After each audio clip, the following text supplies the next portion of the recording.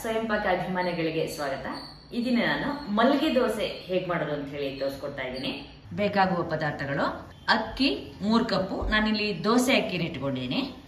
ಉದ್ದಿನ ಬೇಳೆ 2 table spoon, ನಾನಿಲ್ಲಿ ಉದ್ದಿನ ಕಾಳು ಇತ್ತಾದ್ರಿಂದ ಅದನ್ನೇ ಇಟ್ಕೊಂಡಿದ್ದೀನಿ. ನೀವು ಬೇಳೆನೂ ಇಟ್ಕೋಬಹುದು, ತೊಂದರೆ ಇಲ್ಲ. 2 ಟೀ ಸ್ಪೂನ್ ಅಷ್ಟು ಮೆಂತ್ಯ ಕಾಳು, ಉಪ್ಪು ರುಚಿಗೆ ತಕ್ಕಷ್ಟು, ನಾನಿಲ್ಲಿ 2 ಟೀ ಸ್ಪೂನ್ ಇಟ್ಕೊಂಡಿದ್ದೀನಿ. ತಾಜಾ ತೆಂಗಿನಕಾಯಿ ತುರಿ ಅರ್ಧ ಕಪ್ನಷ್ಟು. ಒಂದು ದೊಡ್ಡ ಪಾತ್ರೆಗೆ ಮೆಂತ್ಯದ ಕಾಳು, ಉದ್ದಿನ ಕಾಳು ಹಾಗೆ ಅಕ್ಕಿನ ಹಾಕ್ಬಿಟ್ಟು ಚೆನ್ನಾಗಿ ತೊಳ್ಕೊಳ್ಳೋಣ. ಇದನ್ನ ಚೆನ್ನಾಗಿ ತೊಳೆದ್ಬಿಟ್ಟು ನೀರು ಹಾಕಿ ನೆನೆ ಇಡಿ. ನಾನೀಗ 3 ಕಪ್ನಷ್ಟು ನೀರು ಹಾಕಿದ್ದೀನಿ. ಈಗ ನಾನು ಅಕ್ಕಿನ ನೆನೆ ಹಾಕಿ ಸುಮಾರಾಗಿ 7-8 ಗಂಟೆಗಳ ಕಾಲ ಆಗಿದೆ.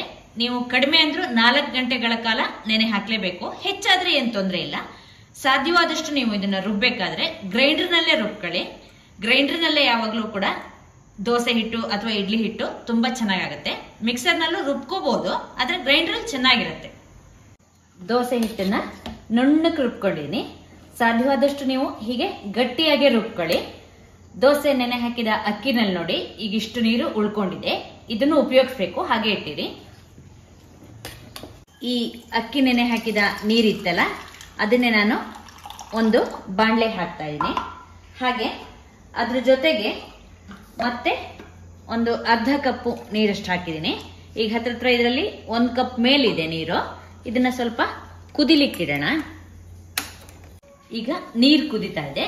ಈ ಕುದಿಯೋ ನೀರಿಗೆ 1 ಸೌಟ್ನಷ್ಟು ಹಿಟ್ಟನ್ನ ಹಾಕ್ಬಿಟ್ಟು ಇದನ್ನ ಕೈ ಆಡ್ಕೊಳ್ಳೋಣ. ಹಿಟ್ಟನ್ನ ಚೆನ್ನಾಗಿ ಗಟ್ಟಿ ಆಗೋಷ್ಟು ಕೈ ಆಡ್ಕೊಳ್ಳೋಣ. ಕುದಿಯೋ ನೀರಿಗೆ ಈ ತರ ಹಿಟ್ಟು ಹಾಕ್ಬಿಟ್ಟು ಕೈ ಆಡೋ ಪದ್ಧತಿನ ನಮ್ಮಲ್ಲಿ ಜರಿ ಕಾಯಿಸೋದು ಅಂತ ಹೇಳ್ತಾರೆ. ನೋಡಿ, ಹೀಗೆ ಹಿಟ್ಟು ಗಟ್ಟಿಯಾಗಿದೆ. ಸ್ಟವ್ ಆಫ್ ಮಾಡೋಣ. ಇದು ಸ್ವಲ್ಪ ತಣ್ಣಗಾಗ್ಲಿ. ಕಾಯಿನ ಮಿಕ್ಸರ್ ಜಾರಿಗೆ ಹಾಕ್ಬಿಟ್ಟು ಅದಕ್ಕೆ ಸ್ವಲ್ಪ ನೀರು ಹಾಕಿ ರುಬ್ಬಿ ಕಾಯಿ ಹಾಲನ್ನ ತೆಕ್ಕೊಳ್ಳೋಣ. ಕಾಯಿನ ಸೋಸ್ಕೊಳ್ಳೋಣ. ಹೀಗೆ 1-2 ಬಾರಿ ಸೋಸ್ಕೊಳ್ತಾ ನೀವು ಕಾಯಿ ಹಾಲನ್ನ ತೆಕ್ಕೊಳ್ಳಿ. ಸ್ವಲ್ಪ ಬೆಚ್ಚಗಿರೋ ನೀರು ಹಾಕಿದ್ರೆ ನಿಮ್ಗೆ ಕಾಯಿ ಹಾಲು ಚೆನ್ನಾಗಿ ಬರುತ್ತೆ. ಈಗ ಹಿಟ್ಟು ತಣ್ಣಗಾಗಿದೆ. ಈಗ ನೋಡಿ, ಸ್ವಲ್ಪ ಹಿಟ್ಟು ಗಟ್ಟಿ ಇದೆ.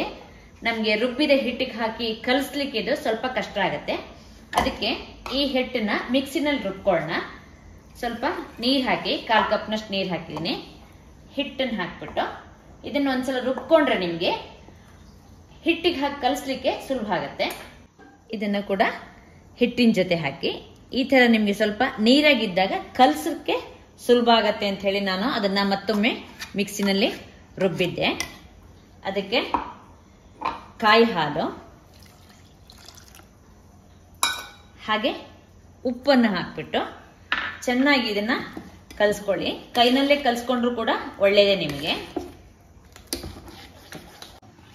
ಹಿಟ್ಟನ್ನ ಚೆನ್ನಾಗಿ ಕೈ ಆಡಿದ್ದೇನೆ. ನೋಡಿ, ಹಿಟ್ಟು ಈ ಹದದಲ್ಲಿದೆ. ಒಟ್ಟು ಇದಕ್ಕೆ 4.5 ಕಪ್ ಮೇಲೆ ನೀರು ಹಿಡಿಸಿದೆ. ಅಂದ್ರೆ ದೋಸೆ ಅಕ್ಕಿ ನೆನೆ ಹಾಕಿದ್ದು, ಕಾಯಿ ಹಾಲಿದ್ದು ಎಲ್ಲ ನೀರು ಸೇರಿಸ್ಬಿಟ್ಟು 4.5 ಕಪ್ ಮೇಲಿದೆ. ಈಗ ಈ ಹಿಟ್ಟನ್ನ ಹುಳಿ ಬರ್ಲಿಕ್ಕೆ ಇಡೋಣ. ರಾತ್ರಿ ಇಡೀ ಹುಳಿ ಬಂದ್ರೆ ನಿಮ್ಗೆ ಬೆಳಿಗ್ಗೆ ಮಾಡಲಿಕ್ಕೆ ಸರಿಯಾಗಿರುತ್ತೆ. ಚಳಿಗಾಲ ಹಾಗೆ ಮಳೆಗಾಲದಲ್ಲಿ ಹಿಟ್ಟು ಅಷ್ಟು ಚೆನ್ನಾಗಿ ಹುಳಿ ಬರಲ್ಲ. ಈ ದೋಸೆಗೆ ಹಿಟ್ಟು ಹುಳಿ ಬಂದ್ರೇನೆ ಚೆನ್ನಾಗಾಗೋದು. ಆದ್ರಿಂದ ನೀವು ಆದಷ್ಟು ಬೇಗ ರುಬ್ಬಿದ್ರೆ ಒಳ್ಳೇದು. ಅಂದ್ರೆ ಸಾಯಂಕಾಲ 4 ಗಂಟೆ 5 ಗಂಟೆ ಹೊತ್ತಿಗೆ ರುಬ್ಬೋದಾದ್ರೆ ಮಾರನೇ ದಿನಕ್ಕೆ ನಿಮ್ಗೆ ಚೆನ್ನಾಗಿ ಹುಳಿ ಬಂದಿರುತ್ತೆ. ಹಾಗೇನೆ ನೀವು ಇದನ್ನ ಪ್ರೀ ಹೀಟ್ ಮಾಡಿದ ಅವನ್ ನಲ್ಲಿ ಇಟ್ರೆ ಬೇಗ ಹುಳಿ ಬರುತ್ತೆ. ಹಿಟ್ಟನ್ನ ನಾನು ರಾತ್ರಿ ಇಡೀ ಹುಳಿ ಬರ್ಲಿಕ್ಕೆ ಇಟ್ಟಿದೆ. ಚೆನ್ನಾಗಿ ನೋಡಿ, ಹಿಟ್ಟು ಹುಳಿ ಬಂದಿದೆ. ತುಂಬಾ ನೋಡಿ ಮೇಲ್ ಬಂದಿದೆ. ಒಂದ್ಸಲ ಇದನ್ನ ಚೆನ್ನಾಗಿ ಕೈ ಆಡ್ಕೊಳ್ಳೋಣ. ಕಾವಲಿಗೆ ಸ್ವಲ್ಪ ಎಣ್ಣೆ ಹಚ್ಚಿ ಕಾಯ್ಲಿಕ್ಕಿಡಿ. ಕಾವಲಿ ಚೆನ್ನಾಗಿ ಕಾದಿದೆ. ಇದಕ್ಕೆ 1 ಸೌಟ್ನಷ್ಟು ಹಿಟ್ಟು ತಗೊಂಡು ಹಾಕೊಳ್ಳೋಣ. ಇದನ್ನ ಸೆಟ್ ದೋಸೆ ತರ ಹಾಕೊಳ್ಳೋಣ. ಸ್ವಲ್ಪ ಮೇಲ್ಗಡೆ ಎಣ್ಣೆ ಹಾಕಿಟ್ಟು ಮುಚ್ಚಿಟ್ಟು ಬೇಯಿಸೋಣ. ಹಿಟ್ಟು ನಾನು ಸ್ವಲ್ಪ ತೆಗೆದಿಟ್ಕೊಂಡಿದ್ದೀನಿ. ನೋಡಿ, ಹಿಟ್ಟಿನ ಹದ ಈ ತರ ಇದೆ. ಈಗ ಹುಳಿ ಬೆಂದ್ಮೇಲೆ ಈ ಹದದಲ್ಲಿದೆ. ಇದು ಸರಿಯಾಗಿದೆ. ದೋಸೆ ಬೆಂದಿದೆಯಾ ನೋಡೋಣ. ಮೇಲ್ಗಡೆ ನೋಡಿ ಚೆನ್ನಾಗಿ ಬೆಂದಿದೆ. ತಿರ್ಸಿ ಹಾಕಿ ಇನ್ನೊಂದು ಮಗ್ಲು ಕೂಡ ಬೇಯಿಸ್ಕೊಳ್ಳೋಣ. ಈಗ ನಾನು 2 ಕಡೆನ ದೋಸೆನ ಕೆಂಪಾಗಿ ಬೇಯಿಸಿದ್ದೇನೆ. ಈಗ ದೋಸೆ ಆಗಿದೆ. ಇದನ್ನು ತೆಕ್ಕೊಳ್ಳೋಣ. ಎರಡನೇ ಬಾರಿನೂ ಸ್ವಲ್ಪ ಕೆಳಗಡೆ ಎಣ್ಣೆ ಸವರ್ಸ್ಕೊಳ್ಳಿ, ಜಾಸ್ತಿ ಹಾಕೋದೇನು ಬೇಡ. ಹಿಟ್ಟನ್ನೊಮ್ಮೆ ಕೈ ಆಡ್ಬಿಟ್ಟೇನೆ ನೀವು ದೋಸೆ ಹಾಕೊಳ್ಳಿ. ಮೇಲೆ ಸ್ವಲ್ಪ ಎಣ್ಣೆ ಹಾಕಿ ಮುಚ್ಚಿಟ್ಟು ಬೇಯಿಸಿ. ದೋಸೆ ಆಗಿದೆಯಾ ನೋಡೋಣ. ಈಗ ದೋಸೆ ಆಗಿದೆ. ತಿರ್ಸಾಕಿ ಬೇಯಿಸ್ಕೊಳ್ಳೋಣ. ನೀವು ತಿರ್ಸಾಕಿದ್ಮೇಲೆ ಮುಚ್ಚಿಡ್ಬೇಕು ಅಂತೇಳಿ ಇಲ್ಲ, ಹಾಗೆ ಕೂಡ ಬೇಯುತ್ತೆ. ಮೀಡಿಯಂ ಲೋ ಊರಿನಲ್ಲಿ ಇಟ್ಕೊಂಡು ಬೇಯಿಸಿ ನೀವು ದೋಸೆನ. ನೋಡಿ ಈಗ ಈ ದೋಸೆ ಕೂಡ ಆಗಿದೆ. ತಿರ್ಸಿ ಹಾಕಿ 2 ಮಗ್ಲು ಬೇಯಿಸ್ಕೊಳ್ಳೋಣ. ದೋಸೆ ಹಿಟ್ಟು ಚೆನ್ನಾಗಿ ಹುಳಿ ಬಂದಿದ್ರಿಂದ ನೋಡಿ ನಿಮ್ಗೆ ಇದು ತೂತ ತೂತ ಆಗಿ ಬಂದಿದೆ.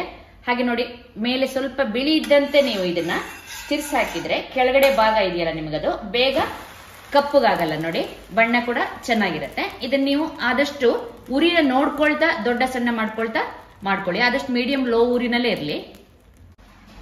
ನೋಡಿ ಇದೀಗ 2 ಮಗ್ಲು ಕೂಡ ಚೆನ್ನಾಗಿ ಬೇಯಿಸ್ಕೊಂಡಿದ್ದೇನೆ. ಇದೇ ತರ ನೀವು ಉಳಿದ ದೋಸೆಗಳನ್ನು ಮಾಡ್ಕೊಳ್ಳಿ. ಒಂದು ದೋಸೆ ನೋಡಿ ನಿಮಗೆ ತೋರಿಸ್ತೀನಿ ಎಷ್ಟು ಮೃದುವಾಗಿ ಬಂದಿರುತ್ತೆ ಅಂತ ಹೇಳಿ. ನೋಡಿ ಒಳಗೂ ಕೂಡ ನೋಡಿ ಪದ್ರ ಪದ್ರ ಆಗಿ ಚೆನ್ನಾಗಿ ಬಂದಿದೆ. ಈ ಮಲ್ಗೆ ದೋಸೆ ಮಾಡೋ ಪದ್ಧತಿ ಇದೆಯಲ್ಲ, ಇದು ಆಪಂ ತರನೆಯ ಕೇರಳದವ್ರು ಮಾಡ್ತಾರಲ್ಲ ಆ ತರ. ಇದು ಮಲ್ಗೆ ಅಂತ ಮೃದುವಾಗಿರೋದ್ರಿಂದನೇ ನಿಮ್ಗೆ ಇದಕ್ಕೆ ಮಲ್ಗೆ ದೋಸೆ ಅಂತ ಹೆಸರು ಹೇಳ್ತಾರೆ. ತುಂಬಾ ಮೆತ್ತಗೆ ಬರುತ್ತೆ ಈ ದೋಸೆ. ದೋಸೆ ಹಿಟ್ಟು ಹುಳಿ ಬಂದ್ರೆ ನಿಮ್ಗೆ ಈ ಮಲ್ಗೆ ದೋಸೆ ತುಂಬಾ ಚೆನ್ನಾಗಾಗೋದು. ನೋಡಿದ್ರಲ್ವಾ ಮಲ್ಲಿಗೆ ದೋಸೆ ಹೇಗೆ ಮಾಡೋದು ಅಂತ ಹೇಳಿ. ನೀವು ಕೂಡ ನಿಮ್ಮ ಮನೆಯಲ್ಲಿ ಈ ದೋಸೆಯನ್ನು ಮಾಡಿಬಿಟ್ಟು ನಿಮ್ಮ ಅಭಿಪ್ರಾಯ ನಮ್ಗೆ ತಿಳಿಸಿ. ನಮಸ್ಕಾರ.